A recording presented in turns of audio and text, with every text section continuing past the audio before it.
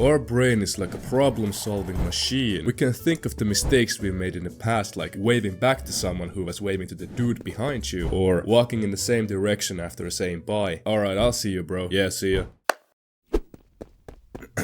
Yeah, bye now.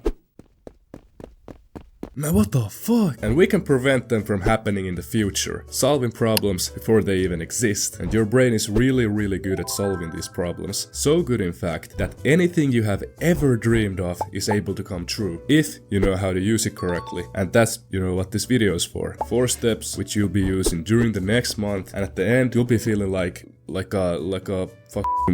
walking into class and seeing a substitute teacher. Step 1, you need to have some belief. Let's say you have a goal of getting in shape before summer and you don't really believe that you could achieve that. Your brain will never even begin to think about the first steps of, going to the gym and eating a certain way and running and whatever. It doesn't bother, because it thinks that the whole idea is impossible. Because of thoughts that you created in your own mind, you won't even try achieving your goals.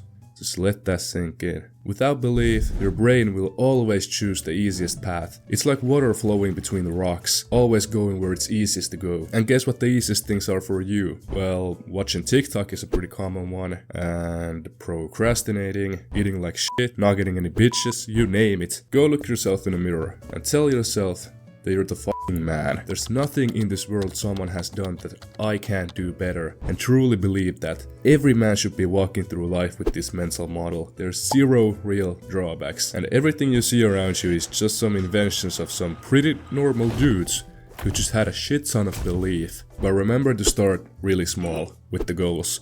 Stuff that sound actually possible. Because like I said earlier, if your brain thinks that something's way too difficult, you won't even get started. Even if you had the best mental model, some things will always make you feel like, oh, can I really do that? And it's normal. But yeah, start small. Let's say you want to make 10k a month online or something like that. Just forget the 10k. It will come, but focus on making $100 first. Because 100 is still a lot more than 0. You can think of it like pushing a ball uphill. Going uphill, it sucks, it's heavy, but you get to a turning point and then it's downhill from there. You just have to start pushing. Step 2 is your environment, because motivation and willpower will only get you so far. You may feel fired up after a David Goggins speech, but you're not gonna feel fired up forever. Now, I've talked about this in previous videos, and that's for a good reason. I preach it to everyone. Your environment plays such a huge role in your life, in what you accomplish, and just everything. Just go check the 5 people you message the most. Are they pushing you towards your goals or dragging you down?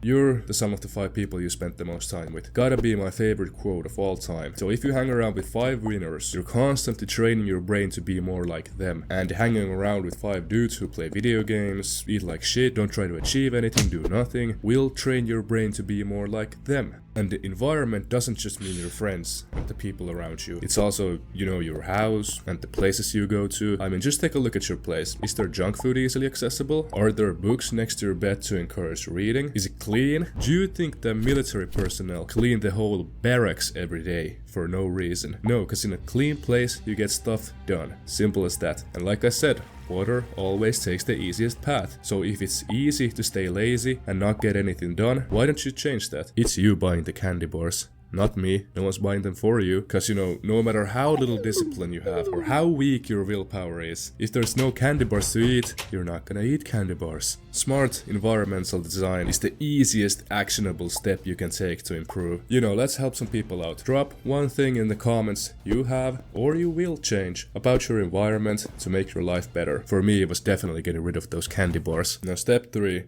Sell the living shit out of yourself. It's an interesting point not many people talk about, and for me it worked wonders. Now for this, we gotta go way back to 2020.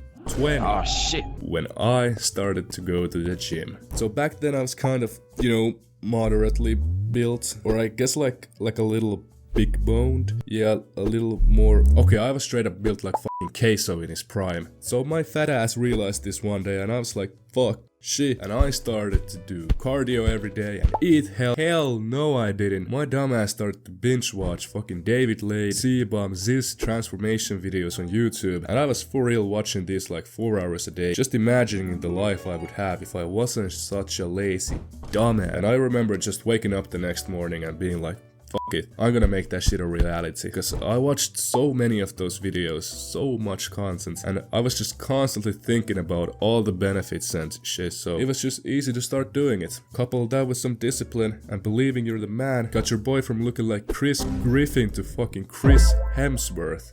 I guess the point of this story was to teach you that delayed gratification is almost always the smarter choice. I was able to trick my brain to believe that getting in shape was the most important, life-changing thing I could do. Basically selling myself the dream and convincing myself that doing this one thing will change my life. Essentially tricking my brain into doing it. But thinking about the dream will only get you so far. Like I said, you're not gonna feel fired up forever. That's where step 4 comes in. Identity. The key to tricking our brain is to align our identity with the actions of the type of person we want to become, not the end result.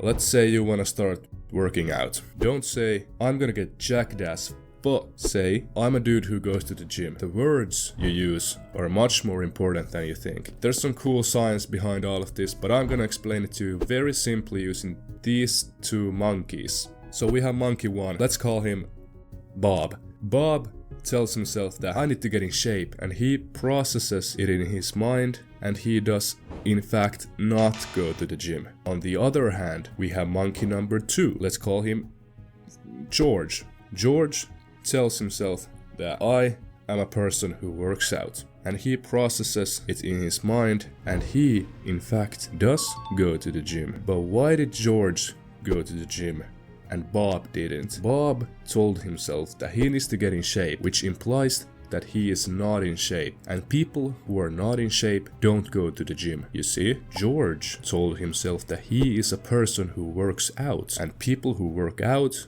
go to the gym. Yeah, you get it now. Amazing! So if there's nothing you learned from this video, remember to be like George.